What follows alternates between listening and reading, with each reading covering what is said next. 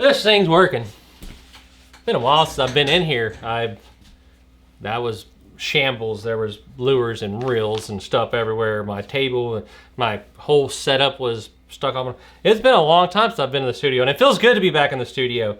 I am back in the studio, not on purpose, however. I was gonna do a video today about as a review of the SLX DC, and then the good Lord showed up, the rains came down, it just didn't work. So here I'm in the studio. It is 4:56 in the evening on Wednesday. I am gonna try to get this done, get this cut, get this edited, get this published to you guys today. Gonna be tough. It sure might end up being, hey, how are you on Thursday? It's very possible. But today we are reading other people's questions and comments, which I have a great time with. If y'all like it, let me know in the comments down below, like, this doesn't suck, because I really like it. I have a lot of fun with it, and I'm hoping that you guys do too. Also, I started a TikTok. Man, that thing's took off. I think I've got 20-something thousand views this week on that thing, and picked up like 400 followers. So if you're a TikTok kind of person, come check it out. If you like it, hit the like. It helps the algorithm. Hit the like on this video, all that good stuff. Let's read some people's comments and find out, who's cool, who's not, who's on my watch list.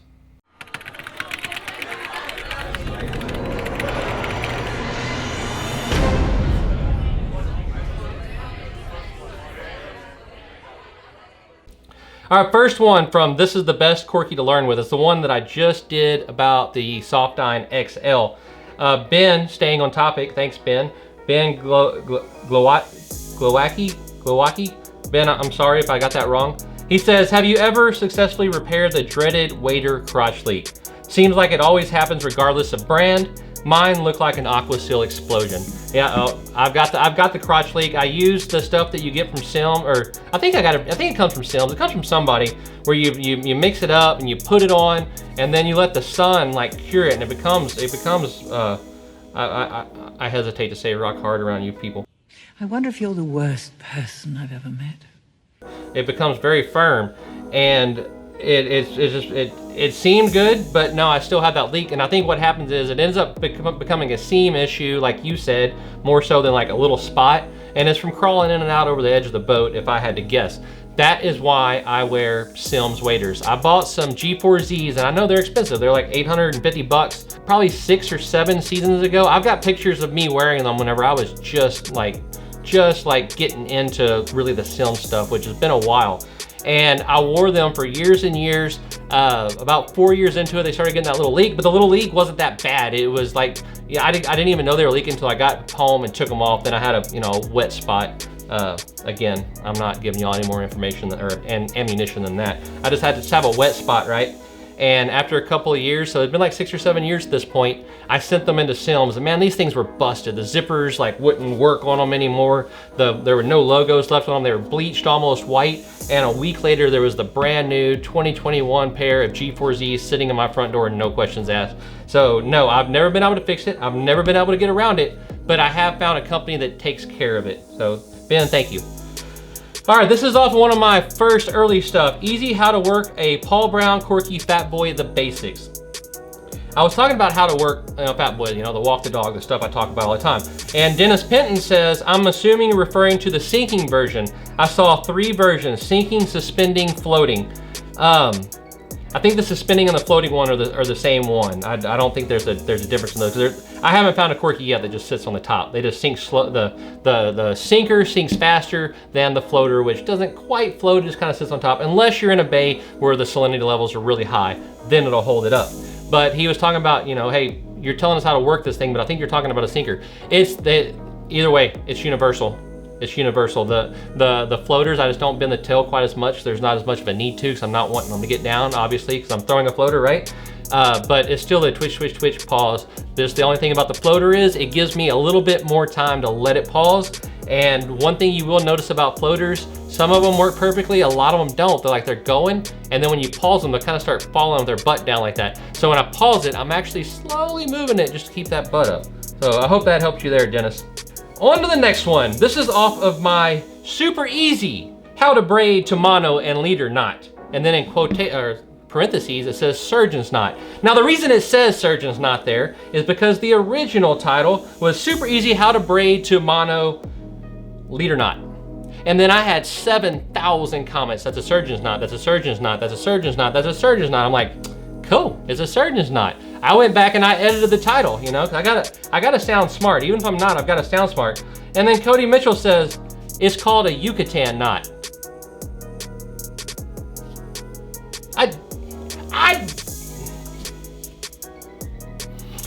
Rich F says, isn't this a surgeon's knot? Man, talk to Cody, Rich. I don't know. It's super easy knot, okay? I think it's a surgeon's knot. I took y'all's word for it. Don't blame me, Cody. I took their word for it. And then Victor Garza says, I use the Alberto knot when I have time to tie. This triple surgeon's knot is quick and dependable. So it's a surgeon's knot, it's a triple surgeon's knot, or it's a Yucatan knot. Not sure. I am not sure. Get it? Okay. And then Todd Cox says, great and easy knot. So I'm changing the name of it. It's now the Great and Easy Knot. Thank you, Todd, for shaking that out. Oh, and then Paul Falgu says, that's easy and badass, thanks. So now it is, and hold me here, it's the Great and Easy and Badass Knot named by Paul and Todd. Bingo. Thank y'all so much. We have got that worked out. This is why I like comments, because we work the things out together. Now this is off of my best sunglasses for fishing. Outdoor Adventure says, personally wear Costas with blue polarization and they do block a lot of light. I haven't ever noticed my nose being cooked. Okay, so that's, I was talking about like the, you know, it bounces off and the light bounces off. I haven't noticed that either, but I'll get like these sunspots on my nose in the summer, which is bad. And a lot of you guys' comments are like, hey dude, need some sunscreen, you're gonna die. And I need to, because I don't feel like dying yet. He said, I'm thinking of buying a pair of green just to see if there really is or isn't a difference. Outdoor Adventures, thanks for the comment. I can promise you, huge difference. If you're offshore or if you're driving your truck and it's like that nice gray, perfect.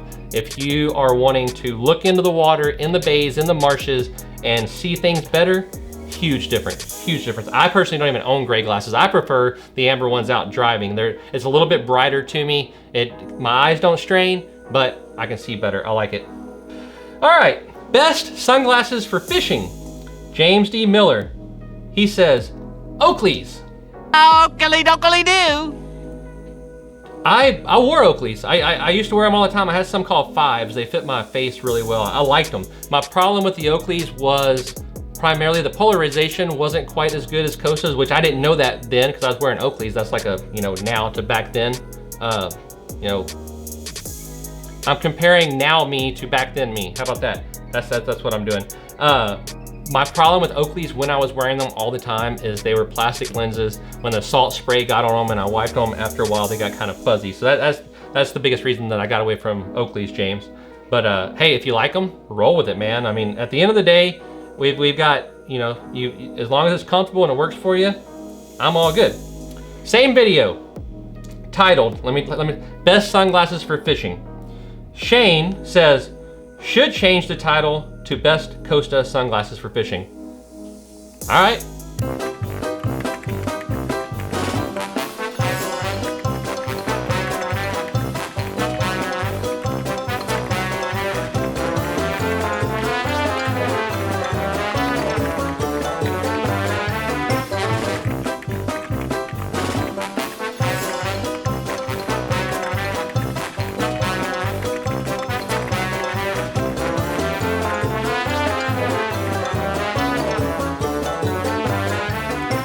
Bet you didn't see that coming, did you, Shane? No, I can change stuff quick. And hey, I'm listening to the masses. If you tell me what you want, I'll hook you up. Oh, so now it is the best Costa sunglasses for fishing, which I consider Costa to be the best sunglasses for fishing. Full clarity, I wore Smiths, loved them. They were great glasses. Smith was more into like snowboarding and all that stuff. I was pro team for them. I got their glasses for next to nothing. And they were good for me. I liked the lenses, I liked all of that. But Smith, if you ever go snow skiing and get in the pro shop, it's Smith helmets, Smith goggles, Smith this, Smith that, and they cost a fortune. I know this because I own them. I got some Smith goggles that got little tacos on the strap because I think that's cool. But the problem I ran into is once I ran through that pair, which ironically, I was wearing them snow skiing, I slipped in the parking lot. I had them, they were in my hand like this, right? and I punched the ground with them and scratched them all to pieces. So that's kind of a bit of irony there. But whenever I decided I needed some more, I got on their website. I couldn't find what I wanted. They're out of stock and all kinds of stuff. So that's just why I don't wear Smiths. Maui's, I've had Maui's. It seemed like the lens got dirty a lot faster to me. So like I told James, if it works for you and you like it, roll with it. I'm not telling you what to do or what not to do. I'm just kind of relaying some experience and some what I like, and I mean, this is what we do. All right, on to tips on how to catch trout and redfish 3, surf fishing. I did 2 more of those? Huh. T-Ray H. Jay Quellen. D nice. You say your name right now. Denise. Say it right. Denise. Correctly. Denise. Right. Denise. Right. Be nice. That's better. Thank you. Thanks for the info about the cuts in the surf. I was telling my wife this, but she's worried about the rip currents that these may represent. Do these cuts also mean that's where the rip currents are as well? It can. Rip currents change. It depends on, you know, where the tide's going, where, you know, just the current in the beachfront. It depends on where it's going. Sometimes the rip current's going that way, sometimes it's going that way. Heck, I even think it can go that way sometimes. I don't know. But what it does represent, what those cuts do represent, is if the tide's pulling out, then the water out of the first gut or second gut or whatever is coming and going out that way. So, I mean, I guess if you lost your footing, you could get sucked out that way. So the wife is somewhat correct. Don't let her get you down. Don't let her get you down till you're ready. You go fishing. Now, this is from Answering Your Questions, Corky Edition. It's a question on the video about the questions about, you know, questions on Corkies, and this is a Corky question about the questions on the video about the questions. Swing for Greatness, Nate. Nate, how do you properly store Paul Browns so they don't get all gummy? The only way I found is hanging on that board back there, or, you know, somewhere in a climate-controlled environment. If they're able to get humid, if humidity is able to get to them, they'll seem to gum up on you. I'll lose them long before they ever get gummy. I'm gonna be honest. I'll lose them. I forget them in somebody's boat. I do something terrible to them. From the 2021 Texas Freeze Kill Update, No Ma'am 979. Stop the flounder abuse that Matagorda guides have done for 20 years! Exclamation mark BS. No ma'am. I haven't even figured out how to start it. I have not abused any flounder. It's not that I don't like flounders, that flounder don't like me. I'm sorry, if there's other guys that are catching them, if I see them, we'll have a talk. I have not ever abused a flounder. Even when I tried to, I couldn't pull it off. And the same freeze video, solo wopstick. Is that gonna get me demonetized for saying that? He says, people dying in Texas and y'all worried about stinking ass fish. Wrong with y'all people. I don't know what means. I do, you know what this means to me is apparently YouTube is really liking what I'm doing and sharing my stuff outside of our bubble here, because otherwise I don't know how you found this channel. Hey, news now, Tammy Lynn. The fish will be okay, don't worry. Fish ain't as dumb as humans. Some die, but guess what? Some die all the time. Do this about red tide and find, like, charge them 20 bucks and find what made the red tide, then you did something. News now. I mean, if this is how, if like this is how you format your news, I feel like you could write one article and keep people there for at least half an hour. It's brilliant what you're doing here. Yeah. News now, coming to you. Yeah, I don't know. All right, I did a video last New Year's, like 2020, December 31st, 2021, or 2020. And it was like, oh, pump you up, let's go. This year's gonna be kick-ass and awesome, we're gonna love it. And Kilm Engineering 92 got all into it with me. Said, motto for 2021, get the net.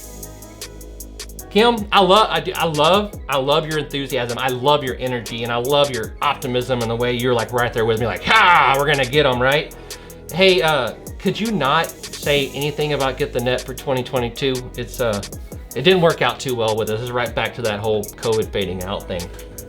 That's what I've got. That's the comments. I love this stuff. These are my favorite ones to do. by far, by far. I'm gonna take this, put it over the editing machine, see what we can get done, and we will catch you on the next one.